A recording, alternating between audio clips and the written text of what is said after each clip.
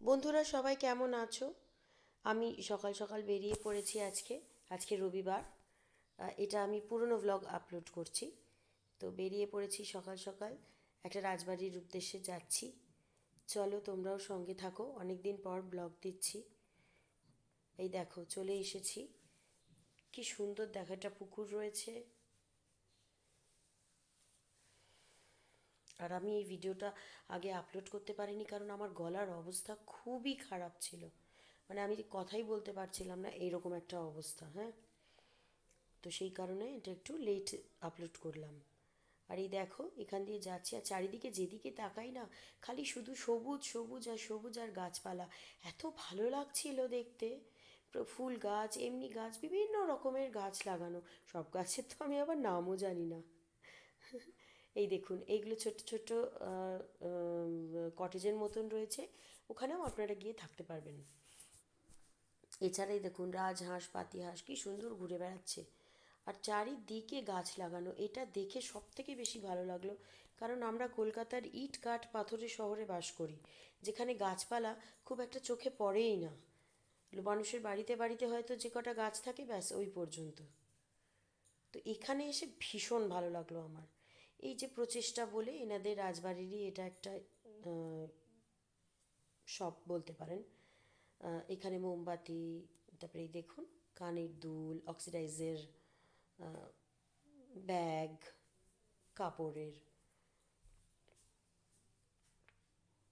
প্রত্যেকটা দেখতে কিন্তু খুব সুন্দর এবং ইউনিক, আলাদা আলাদা। ভীষণই ভালো, আমার তো খুবই ভালো লেগেছে। কাপ আছে, মাগ আছে, সব রকম জিনিসই রয়েছে এখানে মোটামুটি দেখতে গেলে। তবে গলার হারগুলো যেটা দেখলাম, ওর সঙ্গে যদি একটু কানের দুল সেট করে রাখতেন তাহলে খুব ভালো হতো, আরও ভালো লাগতো। ইটাচুনা রাজবাড়ির আমি ফ্রিজ ম্যাগনেট আর ইয়েটা দেখলাম, ওটা যদি হাতে আঁকা হতো ইটাচুনা রাজবাড়িটা ফ্রিজ ম্যাগনেটের মধ্যে, তাহলে আরও বেশি ভালো লাগতো। এই দেখুন এখানে এনারা শাড়িও সেল করেন। তো শাড়ি এখানে বিভিন্ন রকমের শাড়ি রয়েছে, যেরকম হ্যান্ডলুম শাড়ি আছে, সিল্ক আছে, কটন আছে, সব রকম। তো আপনারা এলে এখান থেকে কেনাকাটা করে প্রিয়জনদের জন্য কিনে নিয়ে যেতে পারবেন।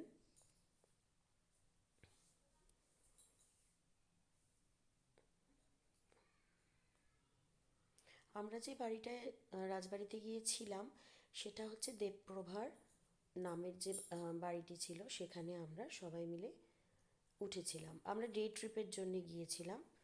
ওখানে গিয়ে আমরা দুপুরবেলা লাঞ্চ করেছি।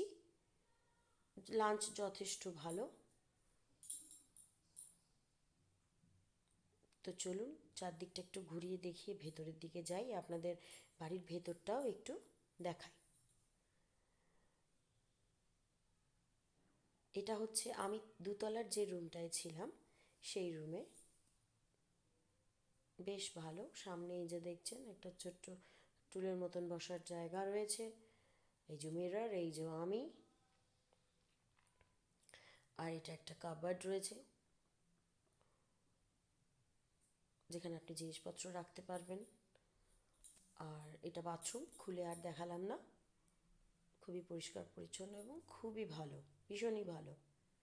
অ্যাটমসফিয়ারও বেশ ভালো, ওনাদের ব্যবহার খুব ভালো রাজবাড়ির লোকেদের। এই দেখুন সবাই বসে আড্ডা মারছে। এটা হচ্ছে নিচে একতলার, দুটি রুম আছে আর একটি বসার জায়গা আছে। তো এটা একটা রুম, পুরোনো দিনের খাট, এই দেখুন সবাই রয়েছে, গল্প গুজব হচ্ছে। আরেকটা ঘরকেও ঘুরে দেখাই চলুন। এটা আরেকটি রুম সামনেই রয়েছে, এখানেও এনারা সব বসে রেস্ট করছেন, গল্প গুজব করছেন। এনাদের সঙ্গে ফার্স্ট টাইম গিয়েছিলাম আমি, তো খুবই ভালো লেগেছে।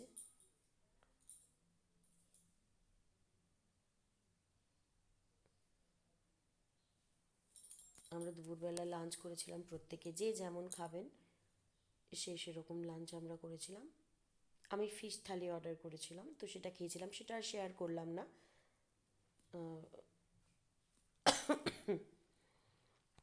আমার গলার অবস্থাও খুব একটা ভালো না, খাটগুলোও একটু পুরনো দিনের মতন ছত্রি টত্রি রয়েছে।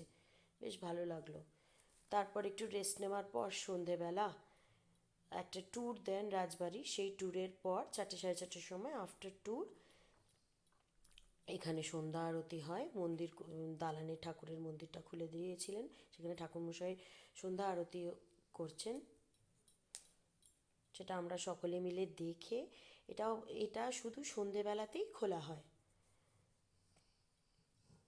দালানটি, আর সব সময় বন্ধ থাকে। এই দেখুন, আপনাদেরকে একটা 360 ডিগ্রি ভিউ দেওয়ার চেষ্টা করেছি, তো দেখে বুঝতেই পারছেন এটা ইটাচুনা রাজবাড়ি।